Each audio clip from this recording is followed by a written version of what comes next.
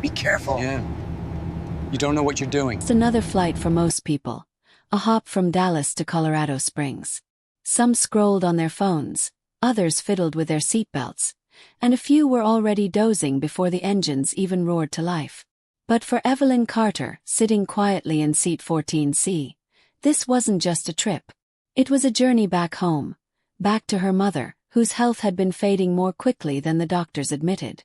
Evelyn wasn't the kind of person anyone looked at twice. She wore a soft green sweater, jeans, and sneakers. Practical, unremarkable. Her brown hair was tied back in a low ponytail, and her face carried that gentle weariness of someone who had seen much, endured much, and learned to keep going. Passengers passed her without a second glance, thinking she was just another traveler trying to get from one place to another. But what no one could see was the life she had lived before this quiet chapter. For 15 years, Evelyn had served in the Air Force as a flight systems engineer. She had spent countless nights under harsh desert skies, running diagnostics on massive jets, solving problems that could cost lives if ignored. These days, though, she was far from that world. She taught engineering at a small university in Amarillo. To her students, she was Professor Carter. Calm, sharp, dependable. To everyone else on that plane, she was invisible. She accepted that. She had learned long ago that not all heroes wore uniforms forever, and not every battle left medals behind. As the flight attendants moved down the aisle with their well-practiced smiles, Evelyn stared out the small oval window. The late afternoon light painted the fields below in warm golds and long shadows. It was peaceful, almost too peaceful for her restless mind. She thought of her mother in Pueblo, the woman who raised her with more grit than comfort, and how fragile she had sounded on the phone last week. Evelyn had missed the original flight because it was overbooked, but she didn't complain. Life had taught her that plans change. You adjust, you keep moving. The engines hummed steadily as they lifted off, and the familiar soft vibration of cruising altitude settled over the cabin. The man in the aisle seat complained about legroom. A teenager beside him tapped furiously at a game on his phone. A couple rose up, a baby cried, and its mother whispered soothingly. Everything about the flight was ordinary, so ordinary it almost felt dull. But Evelyn's eyes never fully rested. Maybe it was habit or maybe instinct. Years of checking gauges, reading subtle shifts in sound, and catching problems before they became catastrophes had left her with a quiet vigilance she couldn't quite turn off. She reached into her bag and pulled out a worn paperback, something to pass the time. But as she read the same sentence 3 times, her mind kept drifting to her mother's voice, to the unanswered questions about her own future, and to that strange weight she felt in her chest. A weight she couldn't name, but one that whispered, something is coming. At that moment, no one on Flight 227 knew how right that whisper would be. Because high above the stretching New Mexico horizon, the quiet would not last. The hum of the engines, the very sound that made people feel safe, would soon fall silent. And when it did, everything would change. For now, though, Evelyn simply turned the page of her book, unaware that in less than an hour, the fate of every soul on that plane would rest in her steady, unassuming hands. It started with a flicker, barely noticeable at first. The cabin lights dimmed, then brightened again. A few passengers looked up, puzzled, but most went back to their screens or magazines. Evelyn Carter didn't. Her brow furrowed as she paused mid-sentence in her book. Years of experience had trained her ears to hear what others missed. The faint change in the hum of the engines, the irregular vibration through the floor. Then came the drop. It wasn't dramatic at first, just a subtle sinking feeling in the gut, like an elevator missing a step. But within seconds it became something else.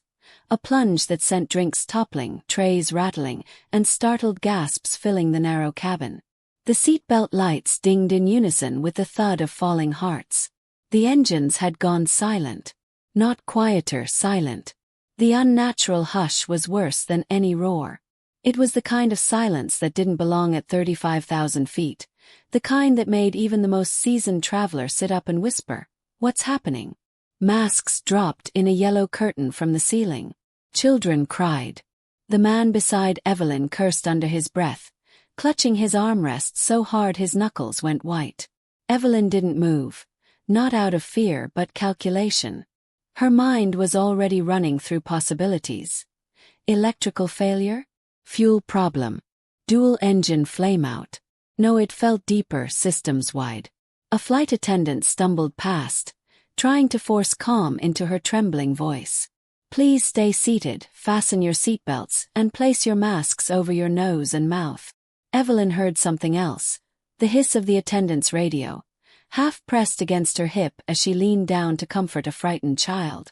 Rudder, not responding, hydraulics, line 3. That was enough. Her fingers unbuckled the belt with a quiet click.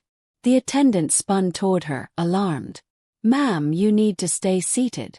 Evelyn stood, steady despite the uneven air. Listen to me, she said firmly. Her voice carrying the kind of authority that doesn't come from shouting but from knowing.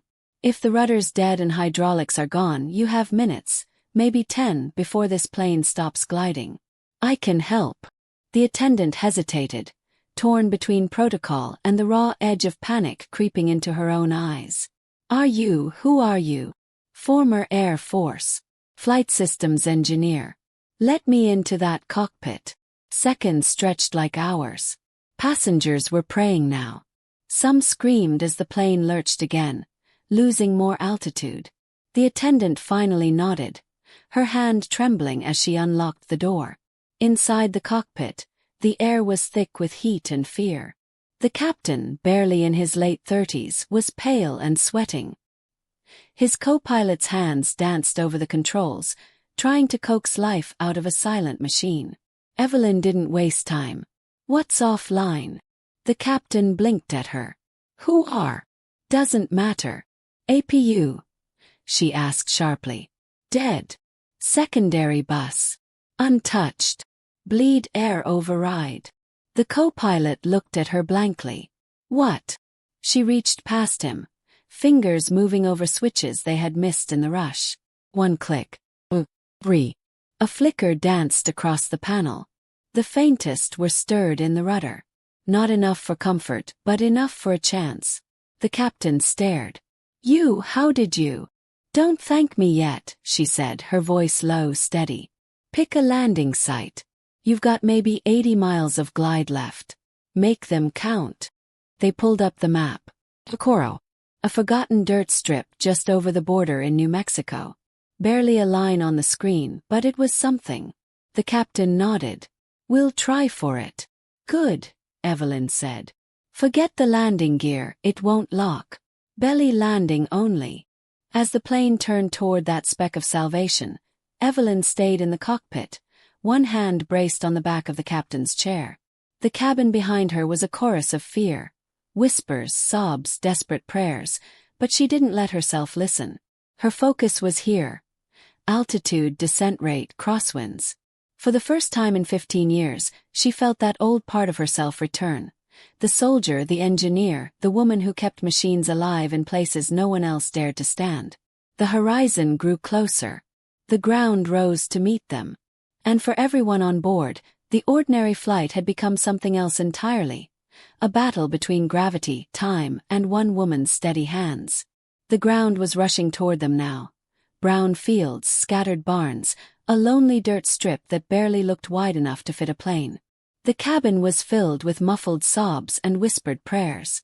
Children clutched their parents. Strangers held hands. Somewhere near the back, a man murmured, "We're not going to make it."